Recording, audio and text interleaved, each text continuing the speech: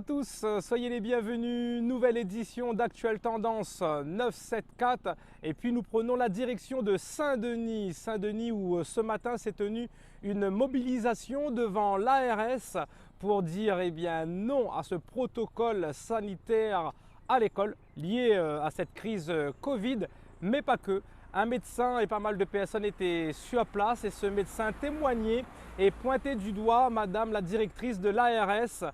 Et puis est-ce que nous pouvons parler d'incompétence, d'un manque de gestion, de coordination de ce service face à cette crise, à cette gestion sur le département sous couvert un petit peu du préfet et du gouvernement. Donc les résistants étaient sur place et bien sûr tiennent le coup. Et je vous invite à retrouver le témoignage et l'ambiance qui était sur place ce matin devant l'ARS. Car vous m'avez accusé de plusieurs choses. C'est très intéressant parce que finalement, vous voyez, attendez, l'arroseur, l'arrosé, vous me condamnez. Et j'espère que vous serez là physiquement, mais je doute qu'on ait enfin un débat public avec vous, enfin public, devant la justice. Alors, on m'accuse de ne pas suivre le code de santé publique. Et je vais vous lire l'extrait de l'article R 4127-13 du code de santé publique, parce que c'est de ça qu'elle m'accuse.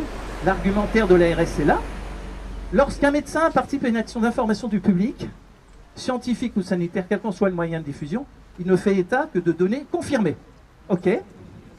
Alors elles sont où les données confirmées là? Alors évidemment, l'article de santé publique ne s'applique pas à la directrice de l'ARS. Elle n'est pas médecin. Et je suis désolé, il y a un moment où il faut arrêter de m'arroser, parce que ça va vous arroser, madame la directrice de l'ARS. Et ensuite, dans ce cas-là, on doit se garder de présenter comme des données acquises des hypothèses non confirmées. Dans ce cas-là, vos décès, attendez qu'ils soient confirmés avant de les signaler à la presse. Ou alors vous mettez un doute en cours d'investigation. Voilà ce qu'on vous demande. Et vous verrez que les décès, peut-être malheureusement pour votre doxa, vont chuter. Des décès qui chutent, c'est le moral qui revient vers nous. Le moral qui revient vers nous, c'est qu'on n'a plus peur et qu'on n'encombrera plus les hôpitaux. Parce que les hôpitaux, plan blanc, font marrer le plan blanc. Qu'on refasse exercer les soignants de ville, qu'on interdit d'exercer depuis le 15 septembre et pour lesquels on a reçu une lettre il y a 10 jours en disant que tout ce qu'on aura comme prestation à la sécurité sociale, on devra les rembourser. Vous vous rendez compte le cheminement? Et les médecins hospitaliers, infirmiers, enfin tout ce que vous voulez, le système, secrétaire médical, qui sont partis des hôpitaux aussi bien ici, réintégrez-les. Et il n'y aura plus de plan blanc. Et puis, dernière chose, un patient, ça se traite. Enfin, moi, quand j'ai appris médecine, un patient, ça se traitait, quoi. Donc, on traite les gens avant d'aller à l'hôpital. Et puis, la vie est belle. Au moins, l'hôpital ne se consacrera que sur les vrais patients, que sur les vrais malades, et ne sera pas encombré de ces pseudo-malades qui encombrent. Petite anecdote, quand même, il faut quand même que vous le sachiez. Nous avons eu un collègue très actif dans notre mouvement qui a été hospitalisé au CHU Sud. Vous vous rendez compte qu'ils n'avaient même pas un saturomètre par personne? Le saturomètre allait de patient à patient dans un service Covid du CHU Sud. Un saturomètre, c'est 20 €. Un test PCR, c'est 70 €. Ils ne sont même pas foutus d'équiper les hôpitaux. Or, c'est le matériel qu'il faut avoir, même à domicile. C'est celui qui va vous dire, et vous savez que moi j'ai été confronté, je suis devenu un grand spécialiste, non seulement du doute, maintenant du doute du saturomètre. Parce que c'est un magnifique appareil quand on sait s'en servir.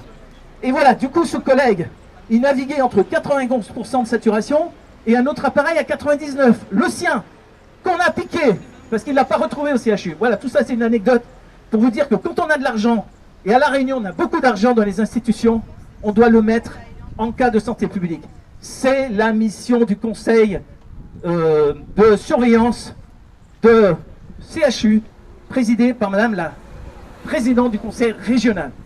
Donc ces trois organismes, ARS, conseil de surveillance, direction générale du CHU, il va falloir qu'ils s'expliquent devant nous s'ils le souhaitent, devant la justice et devant la fédération civile résistante. Maintenant je vais laisser la parole. Alors vous allez... Mais tu as un outil intéressant dans la main. Alors, en fait, on était obligé de se démerder comme Macron veut nous emmerder, Ok. donc j'ai pris la balayette et le petit rouleau de PQ. Ah, c'est pour Madame la RS? Elle peut acheter, D'accord. elle a des sous. Mais on peut montrer à Macron que nous aussi, on peut l'emmerder, quoi. Voilà, on peut lui montrer aussi qu'on va se démerder. Voilà, mais la situation reste quand même difficile. Hein. Difficile. Voilà. Oui, ça, il n'y a pas de souci. On est là pour ça. On va se battre jusqu'au bout. Ben, j'aimerais bien que tous les créoles ils bougent un peu cette boyau. Parce que, Dans un langage courant, on accepte, bien sûr. parce que c'est pas possible, quoi. On est 800 000 et ils sont où? C'est Ils ça. acceptent jusqu'à quand? Bah, non seulement il leur faudra la balayette et le rouleau, mais aussi, je serai peut-être un peu vive, mais de la vaseline. Mais j'ai l'impression qu'il n'y a même Désolée. plus besoin de ça. Ouais, Hein? bon voilà. Voilà. Mais au moins, les résistants, les résistantes sont présents On est toujours pour faire là. savoir eh bien, le mécontentement Ah, et tout à fait. cette dictature politico-sanitaire. on va dire. C'est une dictature. Il n'y a plus besoin de rajouter sanitaire ni politique, c'est la dictature. Le côté sanitaire n'existe plus parce qu'on nous a menti depuis le début. Hein, l'État nous ment, les LES, plus loin, TAS. Bien reçu. Voilà. Donc ça suffit.